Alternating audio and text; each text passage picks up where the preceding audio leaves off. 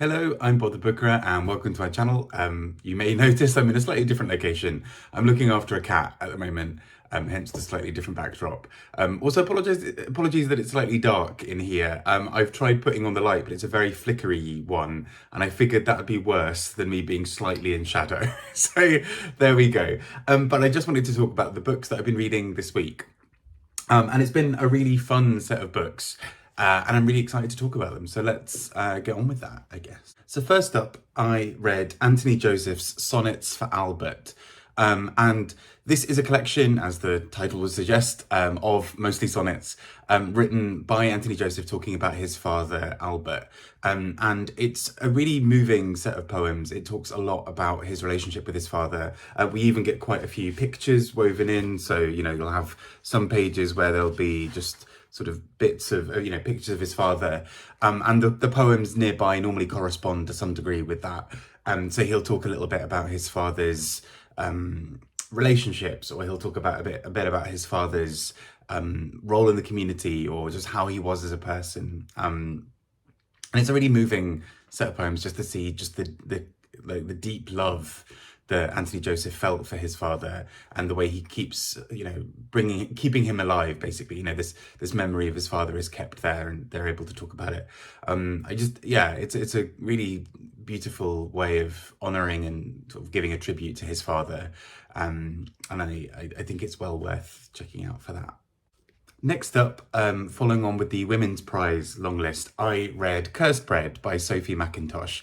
And this book is largely focused around a group of people in a town who seem to be sort of poisoned overnight. And the afterword of the book talks about how this is kind of based on this happening in a French village in the 60s. What I think is so beautifully powerful about this book is it's just got this lingering sense of menace. It's a really tensely written book. It's so, right from the sort of very first page, there's a real kind of a mystery to it. There's a tenseness, a tension, should I say. There's something not quite right that kind of sits really uncomfortably with you as a reader. So there's something where it's almost like this dream, but deeply twisted in many ways. So, for example, our main character Elodie is a sort of has this odd relationship with this new woman Violet, who moves into the town, and part of their relationship seems so deeply intimate and almost sexual and intensely romantic almost. But part of it is almost like they are two strangers who know absolutely nothing about each other. And Elodie sort of lives on that knife edge constantly throughout most of the book, with nothing really being what it seems. I read pretty much the first half of this in one go, and was just completely in love with the world. I think the difficulty was, it then was a couple of days later that I came back and read the rest, and I think I'd kind of lost being part of that world. So actually, it's short enough that if you're a somewhat fast reader, it may be one of those things where you do it all in one day or over 2 days and kind of keep really in that world, at least. Because I think what starts to happen at one point is you start getting flash forwards and flashbacks. And for me, that started really throwing me off the linear story of it all, of kind of where are we going next with this, whilst at the same time though being a really interesting way of seeing what is actually coming or what else has been omitted from the story. But essentially that's the core part of it, is there's this woman Elodie is becomes sort of semi-obsessed with Violet and wants to really find out a lot more about her, and kind of wants to get closer to her, but kind of ends up getting caught up in this very weird world of so much going on. It's a very, very weird book, but I think in the best way. I've not read anything else of hers before, and I'm really keen to go back and read more, because I feel like Sophie Mackintosh is one of those authors who is just so clearly focused on the kind of feel that she wants to achieve in the book, and as a result you get this real beauty of how things have been written. So yeah, a really interesting and great book, I think. Next up, a fairly big anticipated read from this year, Max Porter's Shy. And so this is Max Porter, sort of famous for Grief is a Thing with Feathers, his book, a long listed book, Lanny, which I loved, And he released another book a couple of years ago that was also good.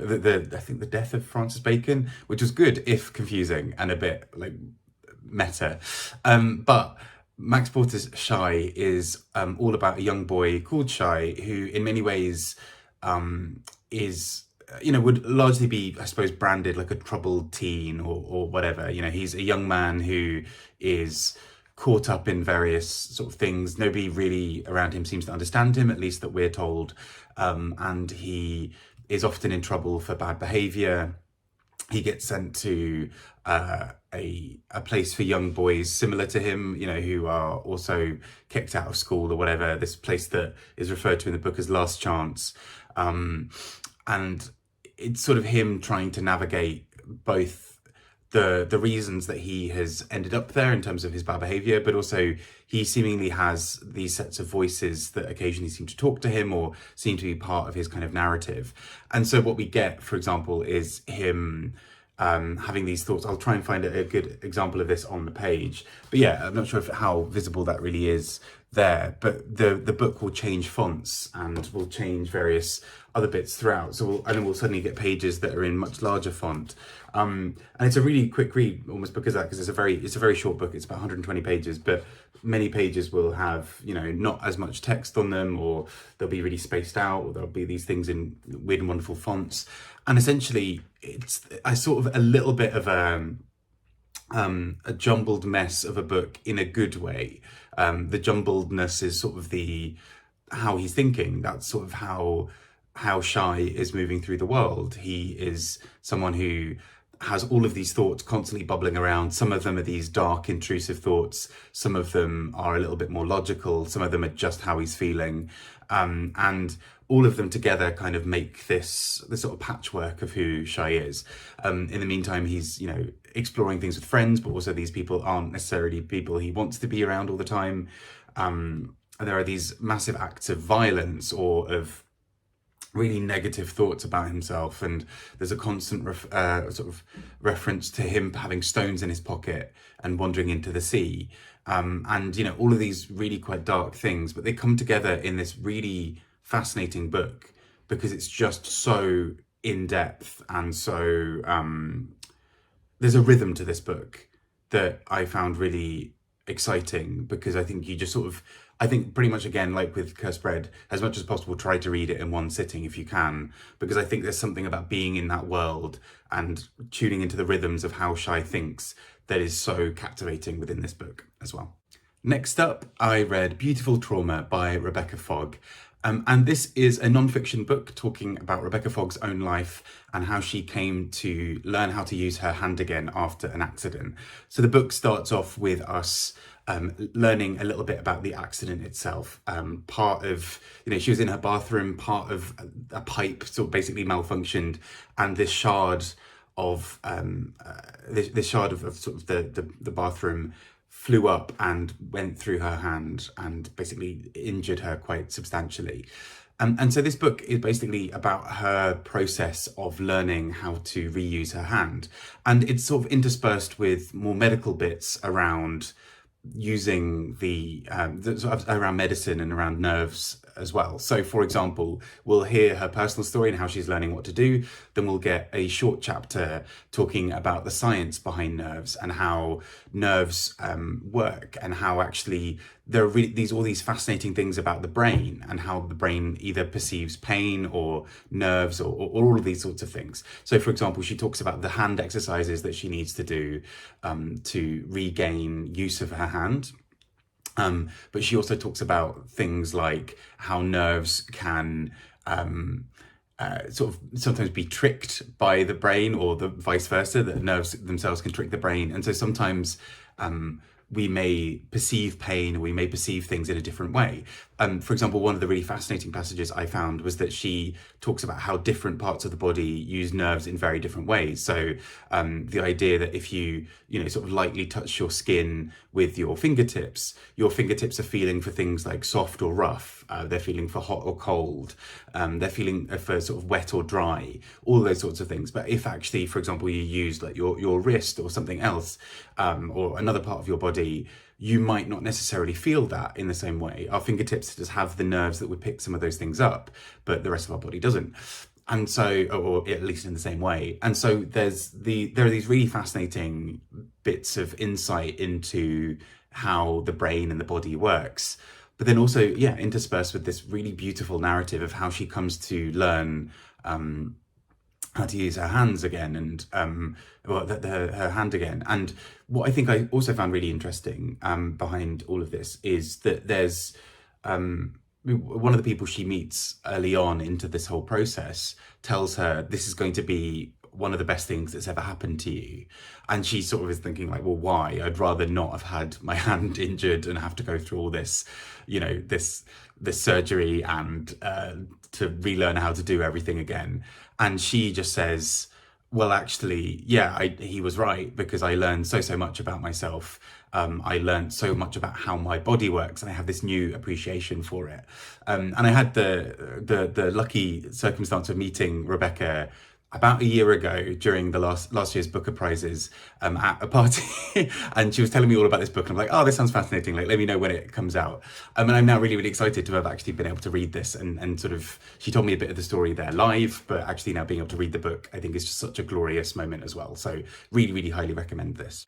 Next up, I read Old God's Time by Sebastian Barry, and I sort of last year started reading a bit of Sebastian Barry and kind of catching up on some of his bigger books, and was really blown away by the way that he marries together sort of very beautiful storytelling, and these sort of really beautifully well-rounded characters with just this beautiful style of, very expressive language, this way that he captures dialogue. And for me, Old God's Time is much the same, I'm happy to report. So Old God's Time largely looks at a character who is sort of really in many ways coming to terms with new parts of his life again. He is looking back over lots of things that have happened in his past. He's kind of trying to understand how things work again. He's just recently retired. He's trying to think back. But I think there are so many passages in this book that I think are just so glorious for what they achieve. So for example, he at one point, it's a difficult topic, but he talks about his knowledge of somebody being abused within the church. And the way it is written, I listened to this as an audiobook, and this was intensely uncomfortable to listen to whilst walking, but was also really sensitively and beautifully handled, I think, of understanding the absolute pain that this character would have gone through in terms of her abuse at the hands of the church, but also the betrayal she would have felt at it not being dealt with appropriately, and all of these other various things. And there's an anger that courses through that part of the book that is so delicately and cleverly written, I think. And apart from that, there are just all these other sort of bits of reminiscing that I just think are really stunning in this book. I think Sebastian Barry is just one of those writers. His style is so strong. I almost don't care what the story is. I just want to listen to the beautiful lilt and sort of feel of this book. But yeah, I think this is just a really beautiful book in looking at memory and how we think about it in just such a gorgeous way. And finally, back on my international book of nonsense again, I read Andrey Kurkov's Jimi Hendrix Live in Lviv, translated by Reuben Wooley. And I struggled with this. So I had previously read Kurkov's book Grey Bees, and I really enjoyed the absurdity of that book.